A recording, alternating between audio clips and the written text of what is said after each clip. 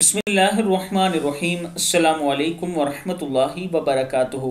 सूरह कहफ पढ़ने की फजीलत। नबी अकरम सल्लल्लाहु अलैहि वआलिहि वसल्लम ने इरशाद फरमाया, जो शख्स या जिस शख्स ने सूरह कहफ की पहली 10 आयात याद करी या पढ़ी वो दज्जाल के फितने से महफूज रहेगा। सही मुस्लिम की हदीस है।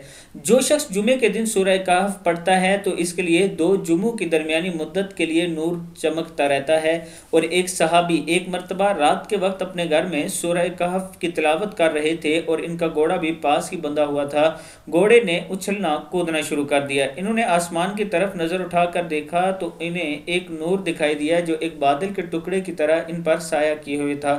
सुबह इन्होंने ये वाक़या आप सल्लल्लाहु अलैहि वआलिहि वसल्लम से बयान किया तो आप सल्लल्लाहु अलैहि वआलिहि वसल्लम ने इरशाद फरमाया, ये सकीनत थी जो इसकी तिलावत की वजह से नाजिल हुई थी। यानी जो वो तिलावत कर रहे थे इस सूरत की वजह से, इसकी वजह से नाजिल हुई थी। सही बुखारी की हदीस है। अल्लाह ताला हमें भी सूरह कहफ पढ़ने की तौफीक अता फरमाए। अस्सलामु अलैकुम वरहमतुल्लाहि वबरकातुहू।